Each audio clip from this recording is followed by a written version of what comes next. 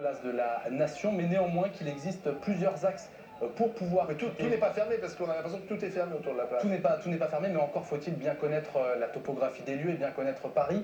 Mais effectivement, les manifestants qui le souhaitent peuvent quitter la place de la Nation à la fois par cours de Vincennes, c'est la grande avenue qui remonte de la place de la Nation jusqu'au périphérique parisien. L'avenue de Taillebourg est également ouverte et enfin l'avenue de Bel Air. Voilà donc pour les axes qui sont ouverts, mais la préfecture de police me disait à l'instant également qu'il y avait de plus en plus de profils à risque qui campaient, qui restaient sur cette place de la Nation. Je vous rappelle qu'il y a environ une heure, trois quarts d'heure, une heure, il y a eu un groupe de Black Bloc, donc plusieurs centaines de personnes. Black Bloc, c'est une technique pour faire face aux forces de l'ordre et commettre des dégradations, qui s'est formée sur cette place de la Nation à l'arrivée de cette tête de cortège sur place avec ces quelques tensions sur la place. De l'autre côté de la place, ça se passe bien parce qu'il y a l'arrivée, boulevard Voltaire, de ce cortège parisien. On va retrouver Jérémy Père, qui est également place de la Nation pour BFM TV. Jérémy ?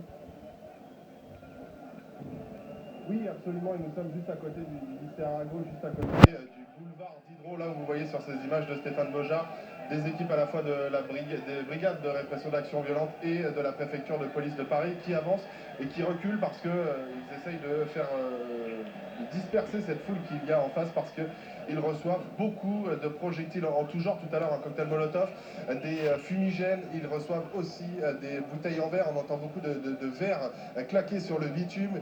Ici, aux abords donc juste à côté de cette place de la Nation, beaucoup de fumigènes et ils répliquent à coups de gaz lacrymogène pour essayer justement de disperser cette foule. Il y a eu, comme l'expliquait tout à l'heure Amélie Rosic, plusieurs appels à la dispersion, à chaque fois largement sifflés, hués. Ce qu'il faut noter aussi, c'est qu'il y a des personnes qui sont là clairement pour affronter les forces de l'ordre et les personnes qui arrivent, qui continuent d'arriver du cortège, eux ne restent pas longtemps sur cette place de la Nation, continuent leur avancée sur les voies autour de cette place, tout autour de cette place pour essayer de sortir de l'autre côté, côté Vincennes, une situation qui s'est tendue il y a quelques dizaines de minutes seulement. On a entendu aussi beaucoup de cris antifascistes, par exemple de chants antifascistes tout à l'heure, et puis il y a eu donc plusieurs charges de forces de l'ordre et des manifestants qui ont reculé mais qui sont toujours tout autour de cette place de la Nation, presque au milieu de cette place de la Nation. Merci. Et que tous ces manifestants n'obtiennent absolument rien. On va comparer immanquablement cette situation à celle qui s'est déroulée il y a 6 mois, quand il y a eu des violences au moment des manifestations du Gilets jaunes, qui étaient imputables à une minorité, où ces violences ont abouti à des concessions d'environ combien ? 13 milliards. Donc quand c'est violent, on a 13 milliards. Quand c'est légal et pacifique, on n'a rien. C'est un problème. Ça, c'est la responsabilité des gouvernants qui cèdent face à la violence. Oui, ou qui ne veulent pas céder, même partiellement, aux revendications des syndicalistes légalistes. Enfin, vous ne pouvez pas le dire aujourd'hui, en tout cas. Puisque ça sera demain. Je parle pour demain. Non mais voilà, je parle préventivement pour demain. On ne peut pas l'affirmer aujourd'hui, mais moi je souhaite aussi qu'effectivement la rencontre avec les partenaires sociaux puisse aboutir effectivement à des avancées. Sinon, ça ne servirait à rien de prendre du temps à se rencontrer.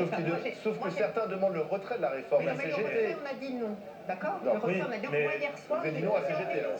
On a déjà entendu non, effectivement. Plein de gens de la CGT qui me demandaient ça. Moi, je disais non, ça, on ne peut pas l'entendre. En revanche, toutes les réunions publiques que j'ai pu faire en France montrent effectivement des exemples, des remarques très pertinentes qu'on va pouvoir intégrer dans ce nouveau système, et ça c'est constructif. Mais nous dire aujourd'hui, de toute façon, il faut retirer la réforme, point barre,